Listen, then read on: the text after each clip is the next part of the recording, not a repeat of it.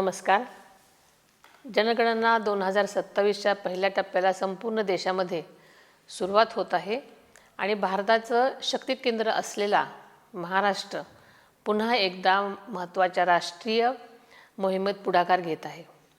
मला हे जाहीर करताना आनंद होत आहे की राज्यातील जनतेसाठी स्वगणना वेब पोर्टल 1 ते 15 मे 2026 पर्यंत अधिकृतपणे उपलब्ध असेल.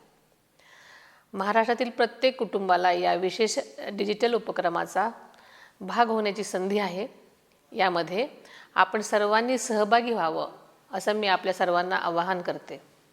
se.census.gov.in या संकेतस्थळाला भेट देऊन आपण आपल्या घरून आपल्या सोयीनुसार इतर कोणत्याही ठिकाणाहून आपली माहिती नोंदवू शकतात.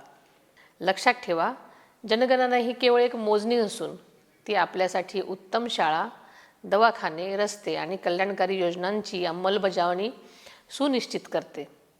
प्रत्येक व्यक्तीला आणि प्रत्येक कुटुंबाला प्रगतीचा योग्य वाटा मिळावा यासाठी आपण योग्य माहिती भरणं व आपला सक्रिय सहभाग नोंदवणं गरजेचं आहे.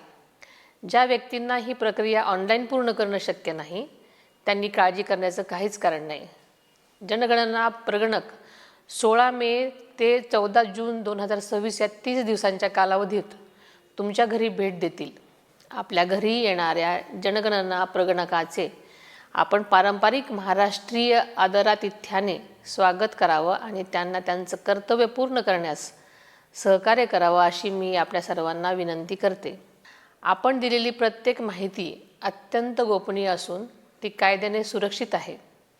तिचा वापर केवळ आपल्याच राज्याच्या नियोजनासाठी आणि विकासासाठीच केला जाईल. हे पोर्टल आता कार्यान्वित झालं आहे.